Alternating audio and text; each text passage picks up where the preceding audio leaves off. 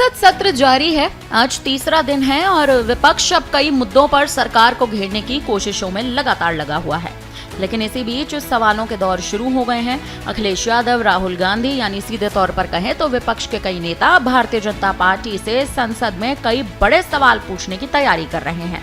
चाहे फिर वो पहलगाम हमला हो या फिर बिहार से जुड़े जंगल राज का बढ़ता देखना। फिलहाल देखा जाए तो हाल ही में मस्जिद के अंदर कथित तौर पर हुई बैठक को लेकर अब उठे विवाद पर अखिलेश यादव ने भारतीय जनता पार्टी पर निशाना साध दिया है।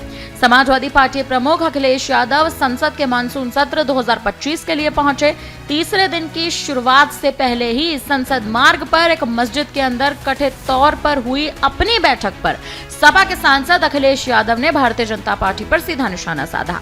उन्होंने कहा कि आस्था जोड़ती है, लेकिन बीजेपी चाहती है कि लोग एकजुट न होकर बचे रहें।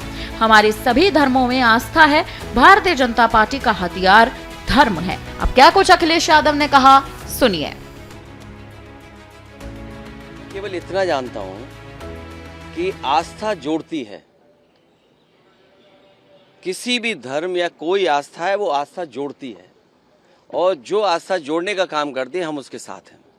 बीजेपी को यही तकलीफ है कि कोई जुड़े नहीं, दूरियां बनी रहें।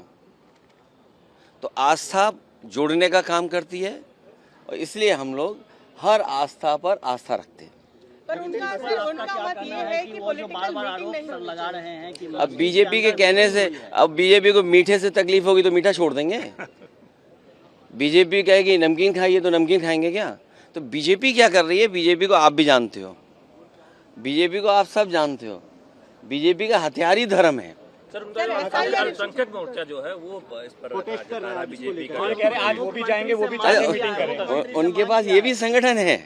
अभी तक तो हमें ये पता लगा कि वो अंडरग्राउंड काम करते हैं, लेकिन अब इनका ऐसा भी संगठन है। ये अंडरग्राउंड संगठन तो नहीं है उनका।